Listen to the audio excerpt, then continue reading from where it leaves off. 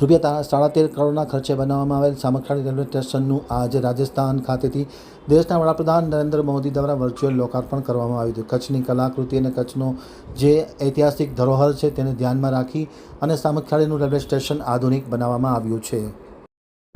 હવે જો જંગી આમતક ન્યૂઝ બ્યુરોમાંથી જમાલ રાયમાનો એક વિસ્તૃત અહેવાલ.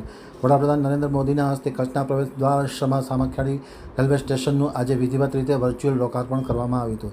રાજસ્થાન ખાતેથી વર્ચ્યુઅલ કાર્યક્રમમાં વડાપ્રધાને ભાગ લીધો હતો અને ત્યાંથી કચ્છના પ્રવેશદ્વાર જે સામખિયાળી રેલવે સ્ટેશન છે તેનું લોકાર્પણ કરવામાં આવ્યું હતું. 13.45 કરોડના ખર્ચે નવીનીકરણ પામેલા સ્ટેશનને બનાવાયું છે નમૂનારૂપ અને કચ્છની કળાની કામગીરીથી ધબકતું railway station. Foot overbridge, shed, પ્રવેશદ્વાર, પાર્કિંગ સહિતની યાત્રિકોની સુવિધા બનાવવામાં આવી છે. અતિ આધુનિક અને સુવિધાસભર રેલવે સ્ટેશન બનાવવામાં આવ્યું છે. ખાસ કરીને આજે દેશના વડાપ્રધાન નરેન્દ્ર મોદીએ આ રેલવે સ્ટેશનનું લોકાર્પણ કર્યું હતું.